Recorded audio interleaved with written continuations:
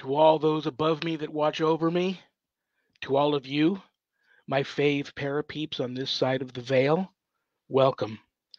This is Reverend Shawn Whittington's Paranormal Ministry. I'm your host, Reverend Shawn, the Rev.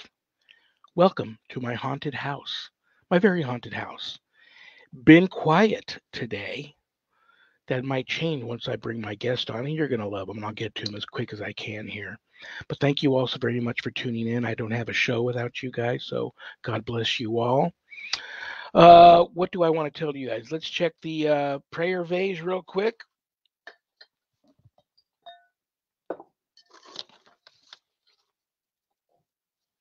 Wow, it's getting full. I might have to start doing 2 or 3 prayers the opening of a show. Mary M. from Washington. Could you please say a prayer to the Virgin Mary for me? A prayer to Mary for Mary. Absolutely, Mary, I will. And I am very familiar with Mary M. from Washington. Recently discovered how powerful having the protection of the Virgin Mary can be against the demonic forces. That's one thing I want you guys to take from this. If you want to add any positive light and love to this prayer, close your eyes, touch your computer screen while I say the prayer, and maybe you'll also absorb some positive love and light for that. So let me pick a good prayer here for Mary.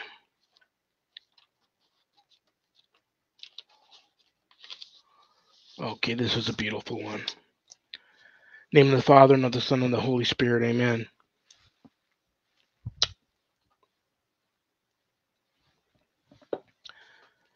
Behold, O kind and most sweet Jesus, I cast myself upon my knees in your sight, and with the most fervent desire of my soul, I pray and beseech you that you would impress upon my heart lively sentiments of faith, hope, and charity, with true repentance for my sins, and a firm desire of amendment, while in deep affection and grief of soul I ponder within myself and mentally contemplate your 5 most precious wounds, having before my eyes that which David spoke in prophecy of you, O good Jesus. They have pierced my hands and feet, they have numbered all my bones. I know what you're thinking. Was that a prayer to Mary? You know, the Holy Spirit is speaking through me right now and had me go to a prayer to Jesus crucified. And I'll tell you why. Because I'm thinking of Mary um, having to witness that and being at the foot of his cross during that and receiving his body when they took it down from the cross. So that's the powerful message there that I want to convey. Let's check the mailbag real quick. The Paranormal Ministry mailbag. Oh, there's a lot in here too. Bruce C. from Arizona. Can someone take a course and learn how to be an exorcist? Absolutely not. Sorry, Bruce. You can take a course like mine, which I'll talk about in a second, um, and learn about the demonic, learn about how to protect yourself and protect people that are close to you that you love, and stay protected, and things not to do to draw the attention of the demonic to you. But no, to become an exorcist, in my humble opinion, is a calling. And so my answer to that is no. You may get a different answer from someone else in the clergy field that's in the deliverance ministry field, but my humble opinion, no, you can't take a course and learn how to be an exorcist. That's a calling. Brothers and sisters, if there's anything you want to know about me and my wife and our ministry work, go to our website, www.ghost-b-gone.biz. When you go there, keep in mind my wife and I don't charge for our ministry work, helping people with their paranormal issues. So I know times are tough, but if you notice the donate button and you're able to do so, click on it and send in a small donation. I promise you it'll be appreciated from the bottom of our hearts, and I assure you we will put it to good use. In addition to being an ordained exorcist, I'm also a spiritual advisor, intuitive coach. If you have issues of a paranormal nature, that turn into something more spiritual and you need some spiritual guidance and you'd like to speak to the Rev about that, you can make an appointment to talk to me there at the website. Don't leave, though, without going to the page called the WSE course/book. On that page, you'll find a lot of cool stuff to purchase if you go for that sort of thing. But scroll down, you'll see my new haunted autobiography, God, Ghosts, and the Paranormal Ministry. And I quote, the scariest book I ever published. That was Annette Munich, owner of Stellium Books, my publisher. But don't let that scare you off of purchasing a copy. I like to refer to it as a very different kind of feel-good story. A lot of good versus evil, where good wins. But the beautiful thing about purchasing the book is part of the proceeds of every purchase of every copy of my book goes to support stjude.org, St. Jude's Children's Research Hospital, Nevada, and the ASPCA. So you get to do some good with a purchase. If you purchase it off of the website, it comes autographed in a beautiful house blessing kit, or you can get it a little less expensive at Amazon. Scroll a little further down. Bruce, this is for you. You'll see the Worldwide Society of Exorcists, which I'm a founding member. I offer a college level online course, Introduction to Spiritual Warfare, through the WSE. And this is a course for all of you warriors for Christ that feel a calling to want to know how to draw your line in the sand, circle the wagons, and put up a good fight against, God forbid, true evil if it comes calling. That's the course for you. All of my students that graduate get a stunning diploma, certificate of completion, suited for framing, along with some other very special blessed gifts that you can only get from yours truly, the Rev. So, most importantly, please keep all of my former, current, and future students in your prayers. And if you would like some more information on the course before making that type of commitment, there is a Worldwide Society of Exorcists Facebook page. So you can go there or call me and ask me about the course if you'd like to. Okay, what else do I want to tell you guys? I think that's it. I think I'm going to get right to why you all tuned in. You guys are going to love this guy. He's a friend. I love him. I miss him. I'm so blessed to have him on the show today. Please welcome Minister, Demonologist, the one and only Scott Johnson. Scott, are you with us, brother? I am with you. Hey, in honor of my wife, Christy, we got the Bengals Who Day. She has waited 31 years for this. You beat me to it. I have right here at the top of my. This is how I was going to come into you. I was going to say, Scott, do you remember? Did you ever see the remake of The Fly with Jeff Goldblum? Mm-hmm. Do you remember where he tries to get Gina Davis to go out to lunch with him, and she's a little reluctant, and he goes, "I just have one word for you, cheeseburger." I was going to go, "I just have one word for you, hooday," which is actually which is actually two words. But then I know that you're not from there, so I figured it was probably the wife. I know you live there, but I figured it was probably the wife. How great is that, huh? Oh man, she is like in our house. I like football, but I'm just very, basic on it. She's like the sports person in our house, and the Bengals, whether they win or lose, sets the tone for our home's week. And so this has been such an amazing thing to watch. Like, she's been so mad at them for so long, and they come along. She actually, cried when this happened. I mean, she's waited her whole life for this. Absolutely. And it's a beautiful thing. It's really cool. It's really cool to see. I know how she feels. I was since I was about 5 years old. I've been a diehard, and diehard doesn't even describe it. Washington Redskin fan. So, probably the first 50 years of me, well, not that long, but many, many years, probably up till I was in my early 20s, they were the doormats of the league. Then they have that spurt with the Gibbs years where they go to 5 of them, win 3 of them. I was not born yet when they won their first 2 NFL championships, but I'll be honest, I was very disappointed that the owner finally gave in to the wokeness and change the name.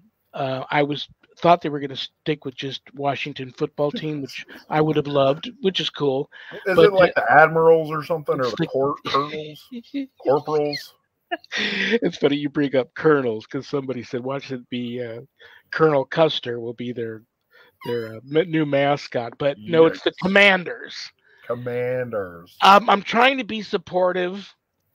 Um, I'm having a tough time with it, to be honest with you. So we'll see how that goes. But God bless them. But there's been many a game where I cried, whether it was even a win or a loss, depending on how big it was. Um, so I am with her 100%. Um, hopefully they do good. It's Super Bowl's about, they're like, it's no big deal. It's another game. We're here to win. We're not the underdogs.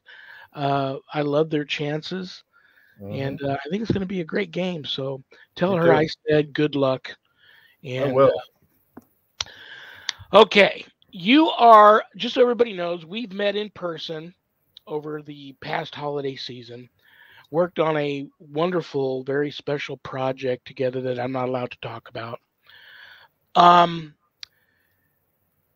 a very special project. You're one of the special bright lights on that project. I love you. I respect you. I think you're just a cool dude. Can't wait to see you again, and that may happen here very soon to finish the project. Um, there's just, oh my God, I'm getting flooded with so many things that I want to ask you, but I'm going to go to some questions that came in from fans and followers of yours. Actually, I'm going to ask you something real quick here. We talked about it a little bit in the green room. How was your Christmas? How was your New Year's? How's your family? I know you guys had some rough up and downs with the pandemic and COVID and all that. How's everybody doing today? But today, everybody's good. We're through round two of COVID. Me and my son have somehow dodged it twice. I mean, I guess that's the power of a vaccination, apparently. But my wife and daughter have had it, but they're doing well. School's canceled here. We have a ton of snow and ice. Can't go anywhere. Thankfully, the power's still on, and it's been a wild thing. So we are blessed. God has blessed us very, very much. How are you doing? Like I told you in the green room, I don't go anywhere, man. This is my life. I have a part-time job at an animal hospital during the week. At nights after they close, I go in and I fix everything up for surgeries the next day. My wife's the office manager there, so we're both of that age, where it's to be concerned about. So we don't fan around too much. We go to work, we come home, we go to the market, we get gas. We mainly stay home. We enjoy each other's company. I got my dog here, and we got everything else we need. So until things really settle down with all the craziness in the world right now, we decided. And when the pandemic first broke out, it's funny. We both looked at each other and said, "We're probably going to be in the house for about 5 years." Well, we're You know, about to start year yeah, three. it is what it is. New Year's. Did you make any New Year's resolutions? I like to set the bar low and not. That way, I'm not disappointed. That's kind of how I go. Ultimately, my New Year's thing is always the same. I just want to know more of Christ. That's it. That's it. Every year. I don't know how that's going to happen. God uses crazy ways to make that happen throughout a year, but that's my resolution. Very, very cool. Very, very cool.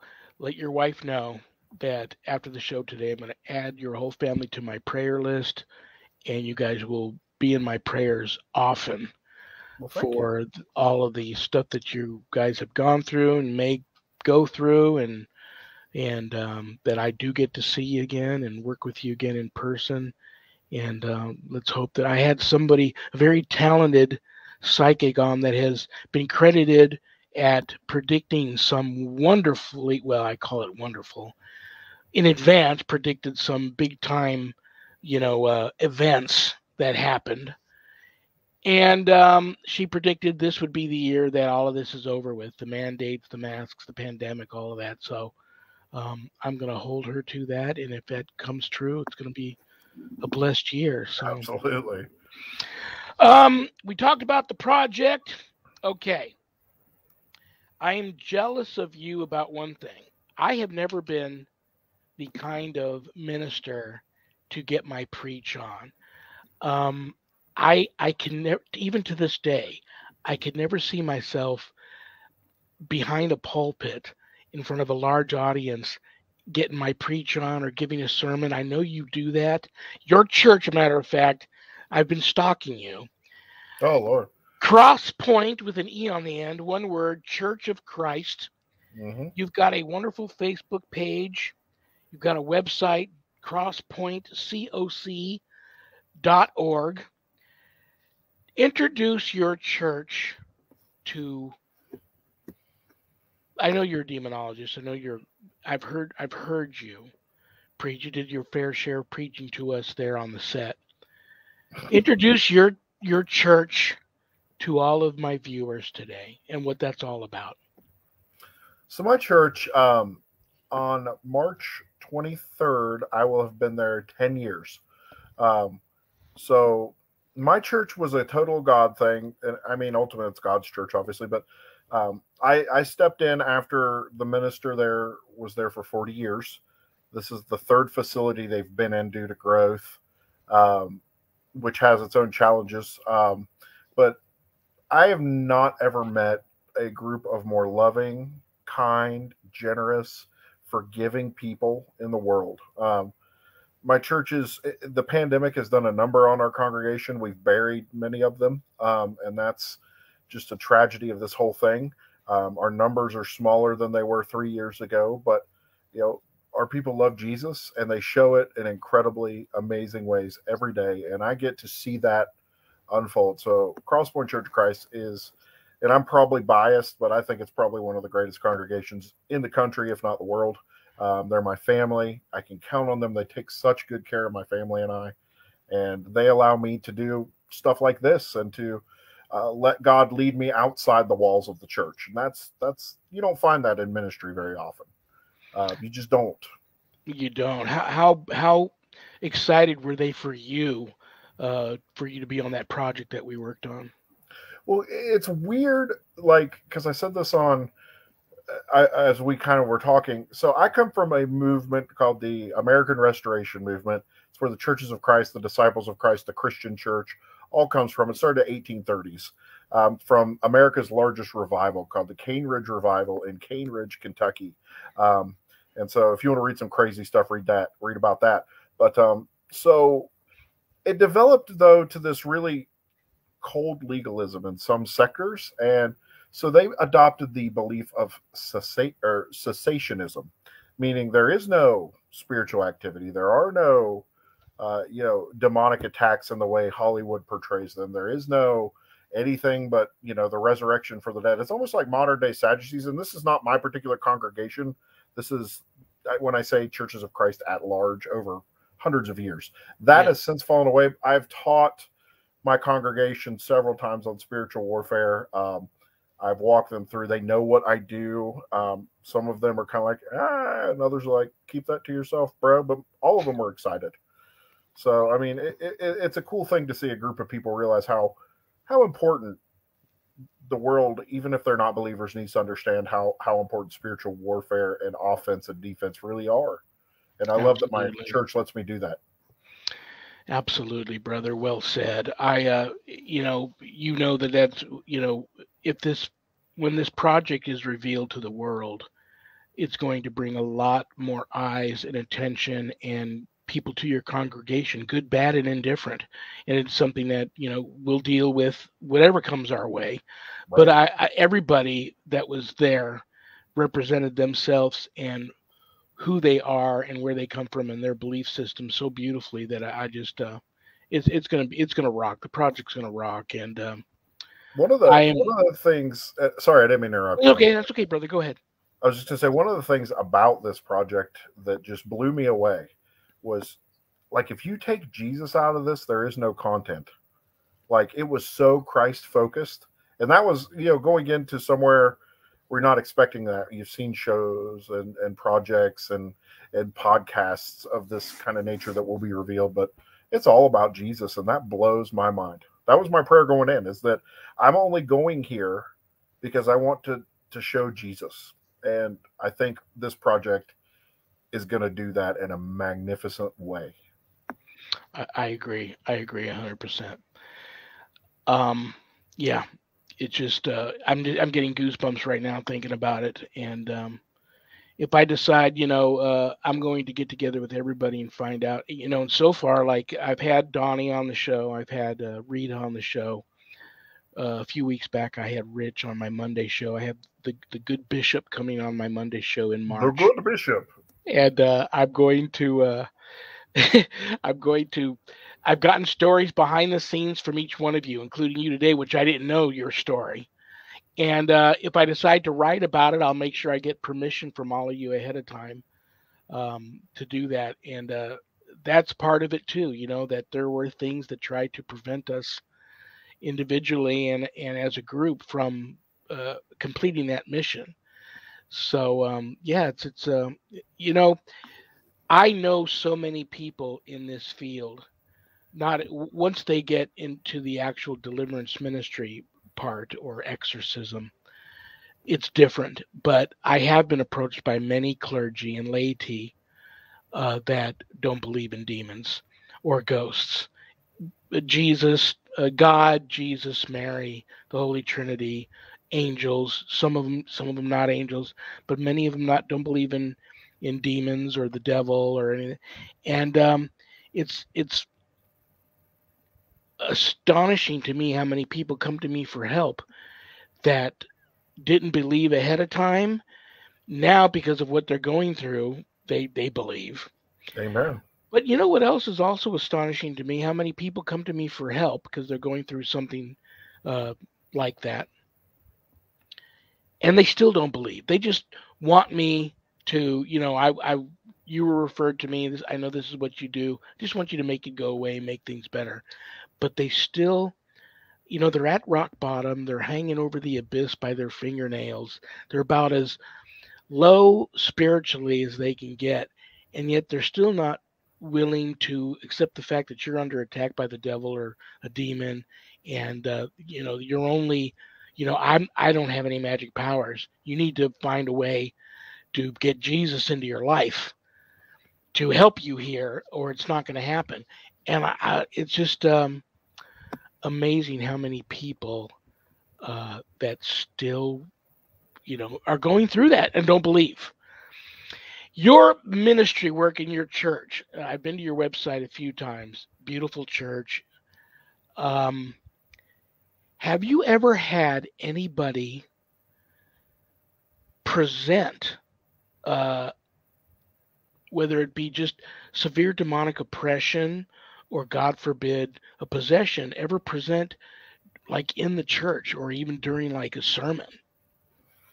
I have not, but I'd be idiotic or naive to believe that that doesn't happen, and it hasn't happened. I just have not seen it.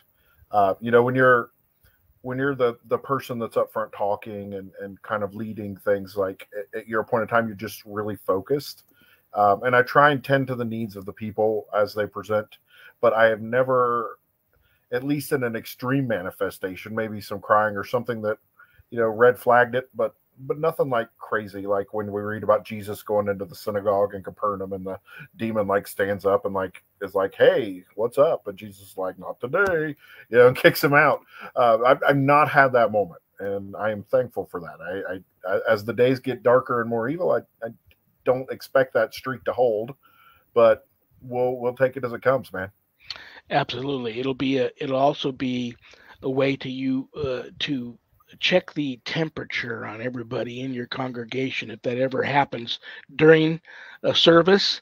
Um, it's easy for some people that have never witnessed that before to not let the flight, instead of fight, kick in and Mm-hmm. want to get away from that.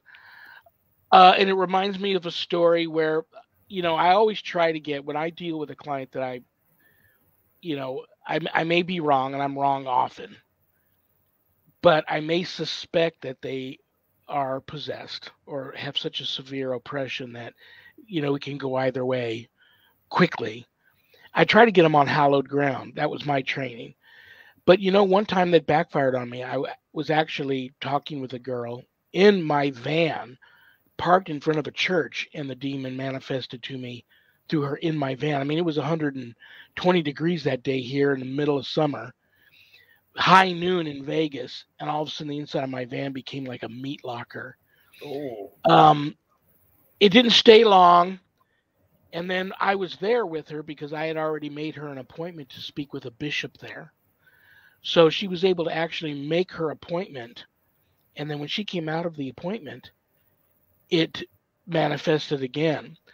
So I don't know. I still believe in you are better off being on hallowed ground, but I've ran into so many churches that are haunted.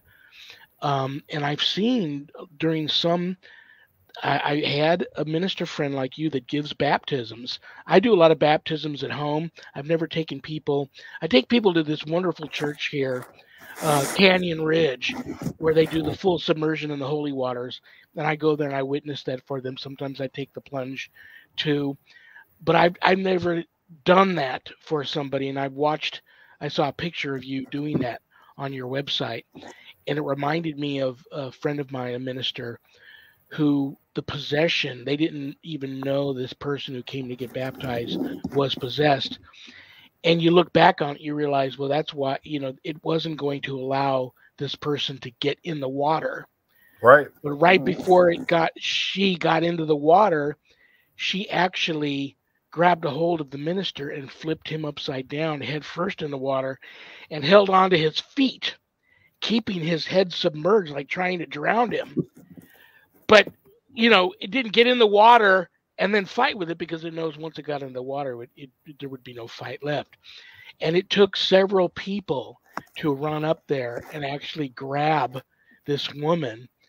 And, actually, as they pulled her back or pulled it back, it never let go of the minister. It pulled the minister out of the holy water.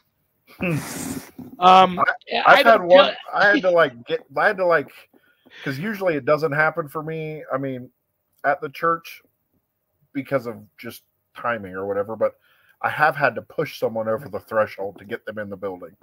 There was a time where it took three of us to push a person into the building because they were like a brick wall, not moving, didn't want to go in. And we're like, nope, we're going in today. So it's hard. Some people, it's really hard for them to enter a church. Where do you stand on exorcism? I do know a lot of ministers that are elite demonologists, and they, where someone like me may, and you would think that I would always recognize it, but there's times where I get deceived a lot. I'm always the first one to admit that there's in my life I probably have assumed this ghost was just a ghost when in fact it was probably a demon. Many times I went in guns ablazing thinking, it was a demon, and it turned out to be nothing or just a disembodied human spirit. Um, I know ministers that are elite demonologists like you, but when it comes to the actual taking authority over an exorcism, they have other ministers they refer to for actual that part of it. Do you do that, or do you jump in the deep end without your floaties on and meet it head on and perform exorcisms? I jump in because that's also part of my training.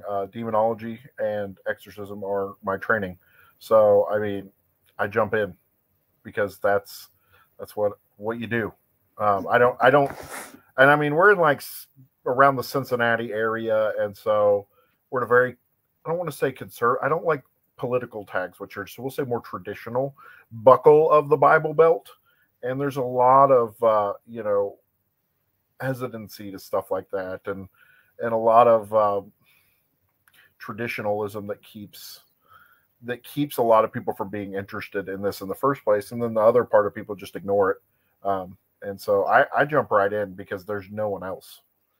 There's literally I don't know other than you guys that I met.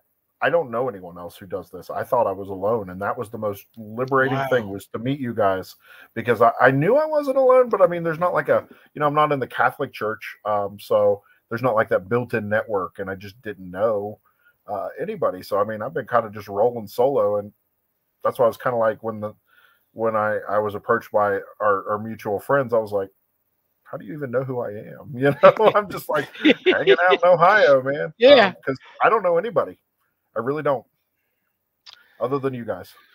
Well, God bless you, brother. You are a for any demon out there watching the show, they already know that you are a force to be reckoned with, and I'm blessed to know you, and to have met you and have worked with you, and I think I even mentioned it on the set that we all have a wanted poster of us hanging in hell, and it is what it is. I know what I wanted to ask you, and then I have to get to some questions here. That Oh, was you're my fine. New Year's resolution, was to get to more of my fan and follower questions for my guests, and then I end up never doing it. I end up having just these wonderful conversations. My wife, I don't know if I told you this or not. My wife is a survivor. We both are, but my wife is also a survivor of an extreme demonic attack, which left her with three very rare forms of cancer. Now we're talking about a woman who's older than me, but at the time the healthiest person that I knew. Wow. Didn't drink, didn't smoke, no history of cancer in her family. Three very rare forms of cancer. Now the attack was insidious. They wanted to shut her up because she's also a minister. So it was a very rare form of tongue cancer, which became medullary thyroid cancer, which is the worst of the two. You can take the thyroid out, but it metastasizes. And it turned into also a rare form of throat cancer, and then spread to all sorts of lymph nodes in her throat. Oh, It bless her was heart. brutal. She wasn't supposed to still be here, but thank you, Jesus, she still is. You know, Amen. all of the radiation and chemo and surgery she had. I tell people every day, yes, the oncologist, the radiologist, the chemo doctors, the surgeons, did they save her life? Absolutely. But there was also extreme divine intervention behind Absolutely. her still being here. So she's stubborn, and I have to work cases sometimes without her knowing. I don't just, if she asks me about them, I'll tell her. If I can get out of the house and go work on without her tagging along, I try to, because I'm still, you know, I worry about her, and that's why I don't have a team any longer, because I've had team members come under attack. I need to go to these cases and focus on the business at hand and not worry about everybody else around me, worry about my wife. But I hear and see demons, and so they're like gangsters. They go after what you love, and they're always in my ear about what they're going to do to her if I don't back off a particular case. You got such a wonderful family.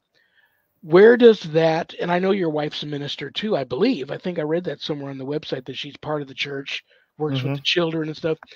How much of that worries you? Does that ever come into play, worrying about the family? And do you do anything special about uh, precautions to protect them and keep them from harm? So, I mean, yeah, first and foremost, my wife, she does work for the church, but her opinion on it, she knows it's real, but she doesn't want to hear about it. She doesn't want to know about it. She says, I'll pray for you, just don't bring anything home. Um, and that's fine. So, when we live, our current house that we live in, we bought it and had to do a lot of work on it. And so I had the opportunity to kind of strip it down, and I was able to do like a full house blessing, and then, a property blessing, just for that. There have been instances where I have uh, inadvertently brought something minor home, but, it was caught before it was too late. So I always pray for my family's protection. I always pray that, and I just have to trust God. My prayer is, God, please take care of them when I cannot, when I'm not there, when they're at school, when things happen, and so I just have to trust in that. And, you know, I don't want to drag them into anything, but God has dragged me into this, because, like, I love what you said earlier in your show. There is no course to do this. This is a calling. If you want to sign up to do this, you're insane. Um, Like literally, this is not something that you just like, let me sign up to do that. This is something God is going to have you do regardless. And so I'm always very mindful of my family. I keep that information. In fact, my kids know, I went away for a while. I did this project and they're excited. And at the same time, they're 5 and 8. And I'm like, I don't know how I'm going to explain this piece of our faith to them at this juncture yet. Not that we wouldn't, but you know what I mean? So it's kind of like they're going to, be experiencing all this stuff How that old are dad your did. kids, if you don't mind me asking? 5 and 8. This is going to be a rough show for them. Yeah. Even though the outcomes of the story are wonderful, and you're right, it's all about Jesus and the power of God and the power of prayer and It's what so we do. terrifying. But yeah, some of these stories might be a little rough for them, but they are going to absolutely, their eyes are going to pop out like they do on the cartoons when they see you on screen and hear you and watch that part of you. You're right; they've probably never seen you in that type of situation. That's going to be powerful. Far, I would never even think of telling you how to raise your kids. Um, I'm just going to say that that's going to be a wonderful thing for them to see. If you choose that it's a little bit too rough for them right now, God bless you. That's cool too. But I think that's going to be, oh my God, that's going to be an amazing event for them to witness their father. Wow. And I hope so. Yeah. And one day I will have that long, protracted talk with them about how all this works. And, you know, it's just one of those things, some kids are not, a lot of kids nowadays are not fortunate enough to keep their, childlike innocence for so long to be, and not that I want to insulate my kids or shelter them from it, but I do want to keep them as far away from it as long as I can, so that I can explain it to them where they're going to understand. Not because there's any challenges there, but because that as their dad, that's my spiritual duty. I have to arm them and give them the tools and the weapons. So, when that happens, I have nothing but good expectations because God is the giver of all good things. But I might have to sort through the project a little bit. Here's what you can and can't, see and listen to, or here's a still shot of daddy. I don't know. We haven't really come down on that yet, so that should be interesting. Absolutely. Absolutely. Do you have a paranormal side? It's like I sometimes I forget that, and there's nothing wrong if you don't. I've met many people in this field who always kind of give me a little bit of the wink and the nod and the kind of because they know that's my background. I've been seeing spirits since I was a young boy and worked my first case when I was like 10. So many years of just being a Ghostbuster, and I was always a big Ghostbusters fan. Hid that from many people, that passion I had, because I didn't want people thinking that you're a You're kid, weird. you're weird, you're crazier than they already think you are. You want to have friends.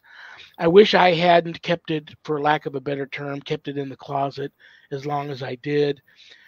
But what we do is hard for a lot of people to wrap their head around. I still have friends that love me, but they don't come around so much anymore. Mm-hmm. My family loves me to death. Keep their distance a little bit, and I get it. I totally get it because of what we do. Um, do you have a paranormal side? Do you, just so I can check off some boxes? Do you believe in ghosts and angels and elementals and all that weird stuff that I weird, but I believe it. So let me lay it out there. Just say no up front, but then I'm not opposed to that. I've just not, experienced it. Anytime I've been called into like a spirit or ghost situation, it's never been a spirit or ghost. It's always a malevolent entity. I see it time and time again. So I kind of stand by what the scriptures say. And again, I'm not infallible, like you said. Um, I'm not God, but like, sorry, my noise canceling thing was being weird. But I'm not opposed to it, but the scripture says it's appointed once for man to die and face the judgment. So I'm kind of like, well, is it ghost? I don't know. Have I seen ghosts? Yeah, but were they actually ghosts? No. But does that mean that doesn't happen? No. I mean, I'm wearing a Mothman shirt, right? Like, so, um, I mean, I like the cryptid. I like the investigation side. UFOs are kind of weird in that thing, but particularly no. It's just Satan, demons, God, and angels is kind of my forte. But I do enjoy learning. But I'm not opposed to it, if that makes sense. It's funny you bring up ufology and how the Vatican now is teaching some priests how to handle talking to an extraterrestrial from other than this world, and how they have priests now talking to astronauts on how they should handle approaching extraterrestrials, which I find kind of mind blowing. That is weird. Yeah, it's a trip. Oh my gosh. You are probably going to have people out there. Like I said, this is my church. My office is my church. I teach my students from here. I work cases from here. If they're local and I can get to them, I then leave. But you have this wonderful church. If there's anybody that's listening and watching you today, and you know how it is, sometimes people meet someone and there's just something about that person, and that's how it was for me when I met you. Something about you that draws you drew me to you, that draws people to you. How would you like people to reach out to you if someone needs to talk to you about something spiritual or something, God forbid, demonic that's menacing them or someone close to them? Um, how would you prefer people to reach out to you in this forum if they're not there with you in your town? They can physically come to your church. I would say, Facebook Messenger is a good way. Email is a good way.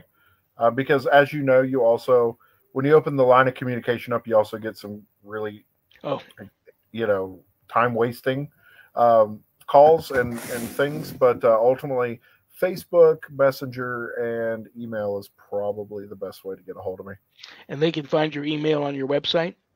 Yeah. If they can't, they can find it on Facebook. But I'm pretty sure on the church website that if you click to email me, it will email. If Very it cool. doesn't get to me, it'll get to the secretary who will get it to me. Very cool.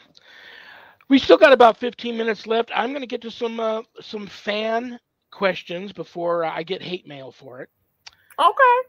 Um,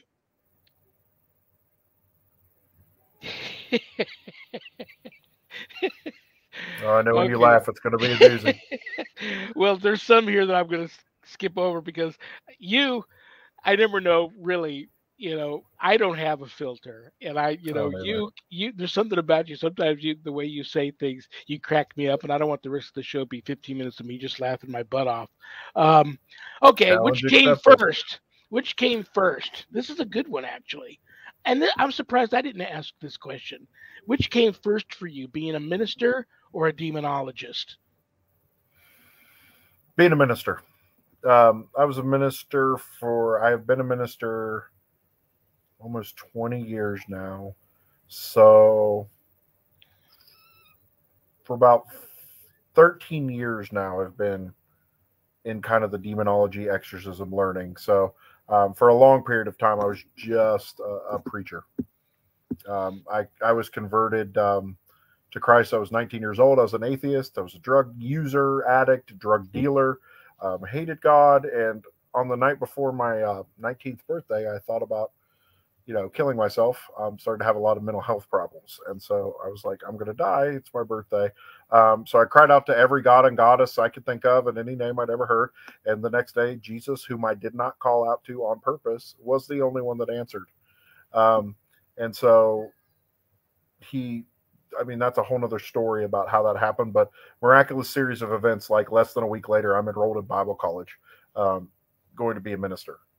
Wow. So Dude, I did pretty not know radical that. change. Yeah, that's another thing you and I have in common. I spent many years a raging alcoholic and drug addict. That's You know what? I am going to ask a quick question for me. When are you going to write a book? I have about 20 books that I'm writing, but I don't have the attention span. Come Like, on, man. Come on. You got to do it. That story, there, look at it this way.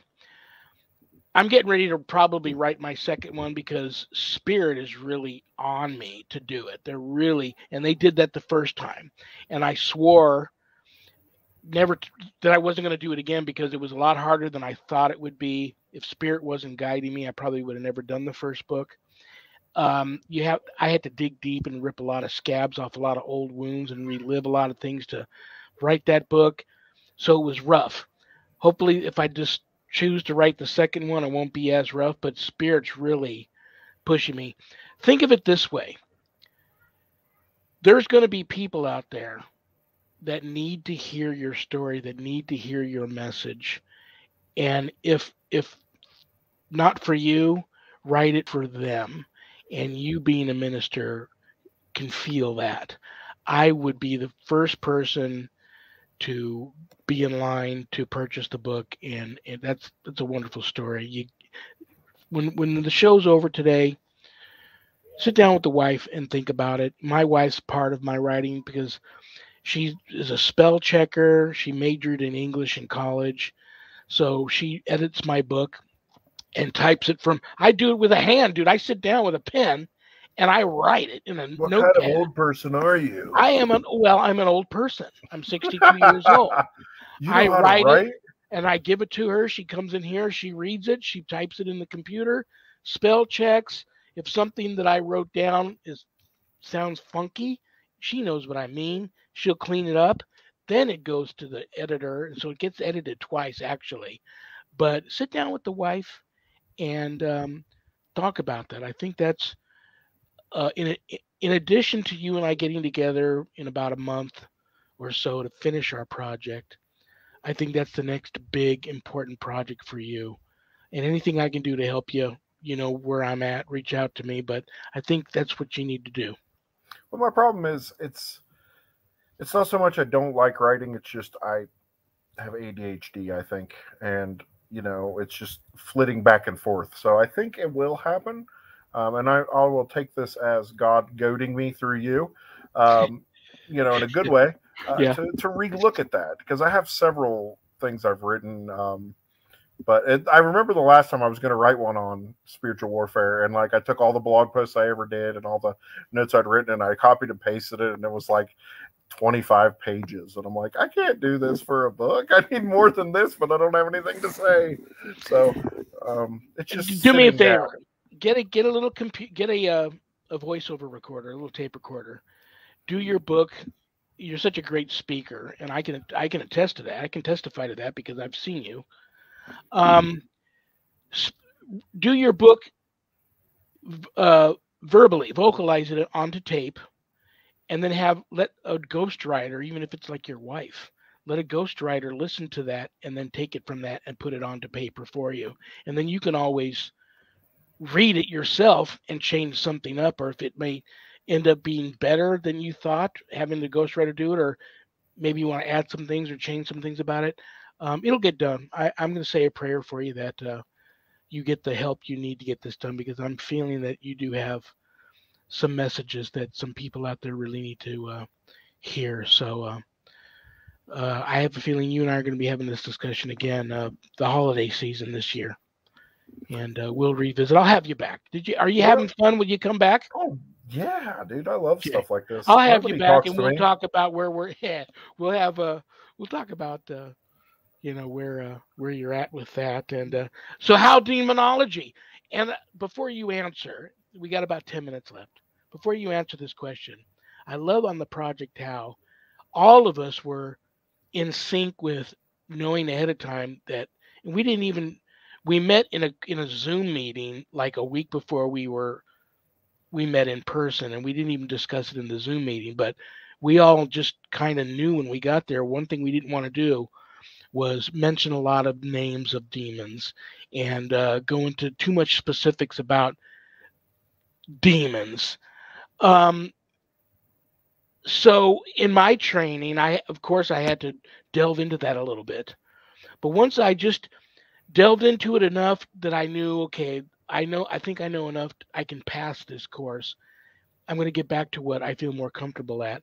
And I already knew going in when I was called to this that I needed to get back into Bible. I was baptized and confirmed in Catholicism, went through catechism, but it had been so many years since I read the Bible. I knew that I needed to get back into the Bible, become a little more Bible learned. So that's what I do now. I do a lot more reading of the Bible than reading about demons. Mm-hmm. And it's not bad. There's some demonologists um, that will say, no, you need to do both. For some reason, to me, I don't. Maybe that will change over time. In your grasp of demonology, where is that? I know it falls below your study of God and Jesus and all that, but just how much did you delve into that you're comfortable with? So the, I was mentored by a Orthodox Catholic priest um, for several years, and that's how this kind of and the whole way that opened up. But I also one of the things about becoming a Christian that changed in me was I never read a book, and now I read books all the time. So I have like an entire half of a wall in my office that's just occult demonology related stuff that I've worked through or am working through or have written forwards for it, asked to be a part of. So I mean, I do a fair share, but ultimately I limit that because I think uh, for a healthy mental balance for me, I have to be in the scriptures more because when you get into the theoreticals of demonology and all that, it can be pretty emotionally draining and spiritually draining. And so for me, I have to take breaks. Like spiritual care is the number one thing that a person must learn uh, as a Christian, but also if you're in any kind of specialized ministry such as this, you've got to take care of yourself. And the only way to do that is to feed on the bread of life, which is the word. I mean, that's it. Like read the Bible. And yeah, I'll delve into like, oh, there's this new person wrote this book on this demonology or this possession case or whatever, and I'll read it or I'll watch the movie or whatever. But now looking back, I probably am more like you. I read less of that stuff and spend more time in the scriptures um, because that's really where everything I need to know comes from. Well said, brother. Absolutely. And uh, I never know what to say to a demonologist when I find out in talking to them, and some of them are so knowledgeable about all that. That's where I pick their brain. If I'm on a case where and I come back home and I'm reading through some of the stuff that I was that I got through my training, and I'm reading the Bible. I'm asking for discernment for what my next move should be. Sometimes I reach out to a demonologist that I trust, that I feel has been touched, and he's going to the Holy Spirit's going to work through him, and he's going to give me some good information on what I may be dealing with. If for whatever reason I'm you know maybe I'm under a little bit of an attack, and it's kind of Mm-hmm. it's just one brain fart after another, and I just can't focus. But some demonologists, they have no plans on ever um, ministering like you and I, or doing exorcisms, or even assisting uh, a priest, let's say, who's taken authority over an exorcism. How do you feel about that? Do you feel that a demonologist should or shouldn't, or it just depends on the demonologist whether he goes that route also? I mean, ultimately, for me, it depends on what is God asking me to do. Like for me, I do both, but I could see understanding being like the person. There are other areas of ministry where I like have soaked up an inordinate amount of knowledge because something just randomly interests me or whatever, and but the application thereof is often left to other people who are seeking that information. So I see the value in a person just saying, "No, I'm going to be the knowledge person." The person that can help you zero in on what you're doing, but I won't be the dude who does the fighting. I mean, I totally get that, but because some people are just brilliant and you know but they're not people persons, and they don't have good bedside manner and stuff that, is kind of required. I mean, I'm not sure I do either, but whatever.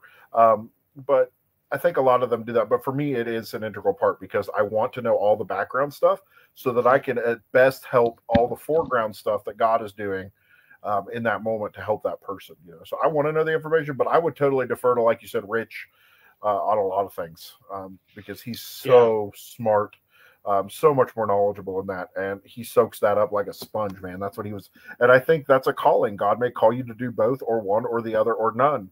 And Paul says in Corinthians, you don't get to really pick out. You don't get to say to God, "Why did you make me this way? Why did you?"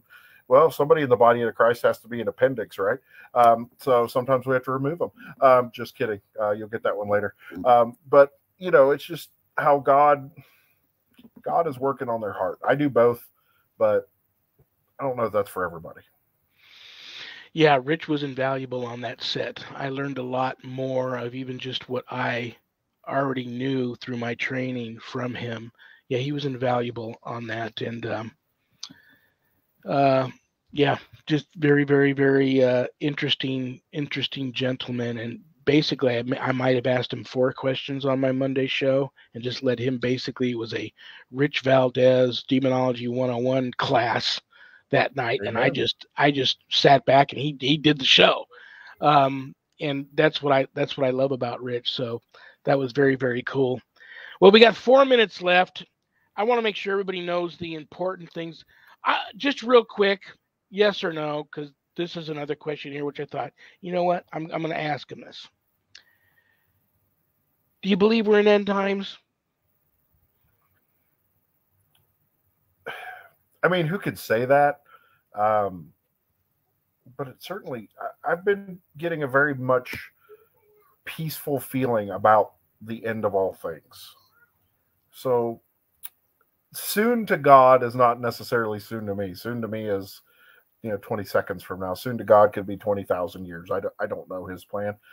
It certainly seems like it, but I can't. I'm not a prophet. I'm not the son of a prophet, so I'm not gonna take that mantle on. I'm just gonna go with Jesus and say nobody knows. But I have a real strong feeling. But also the times we're living in are rather unprecedented, and I'm kind of tired of that. But also just this feeling of like something big is going to happen that on the scale of which we've never seen, but something so good comes after it. And whether that is the end of all things or another terrible time followed by a great time in economics and climate and all that, whatever God's next epic in human history might be, if that's on the heels, cool. But, it certainly feels like we are in the last days. And I have never understood Christians who prayed for Jesus to come back until I had kids. And now I'm like, please, Jesus, come back. Please come back, because there's some evil going on right now. Some very bad stuff. Well, once again, I want everybody to know Crosspoint, CROSSPOINTE. There's an E on the end of that. One word, Crosspoint Church of Christ. Got a Facebook page, beautiful Facebook page. Your website is crosspoint, one word, COC.org. I love you. I respect you. I'm not done with you yet. You and I are going to be in each other's lives for a long time to come. Give your wife a big hug and a kiss for me. Give your kids a big hug and a kiss.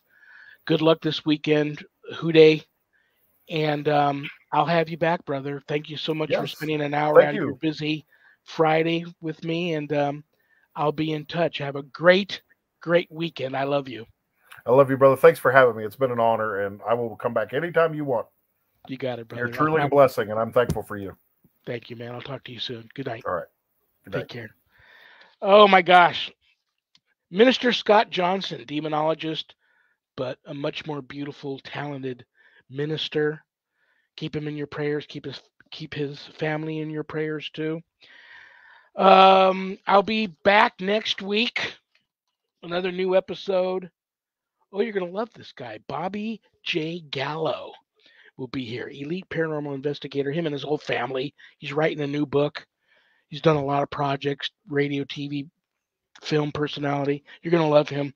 That's next Friday, the 11th. Thank you to my 2 producers, my beautiful, passionate, talented producer, Adrian Hart, her rock star assistant, Zach Clayton. Thank you to both of them. Thank you to Things Network for simulcasting my show.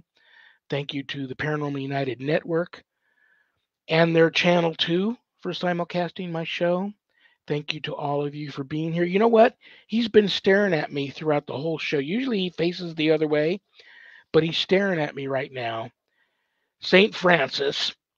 St. Francis said, all of the darkness in the world cannot extinguish the light of a single candle. So I am going to light a candle for each and every one of my paranormal ministry family members out there. And I'm going to offer a prayer up to each and every one of you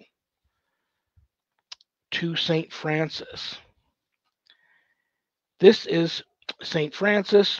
If you have animals and you're religious, you know who he is.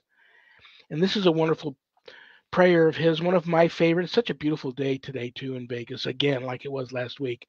But this is a wonderful, short, very inspirational prayer to St. Francis that I'm going to recite to you. And hopefully it becomes one of your favorites, too.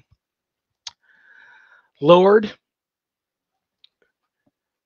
make me an instrument of your peace. Where there is hatred, let me sow love. Where there is injury, pardon. Where there is doubt, faith.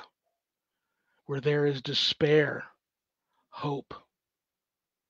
Where there is darkness, light. Where there is sadness, joy. Amen. God bless each and every one of you. Stay blessed. Have a great week. I'll see you all next week. On that note, good night, Jack. Good night, Dog. Good night, Harold. Rest in peace. Good night, Ernie. Good night, Bill.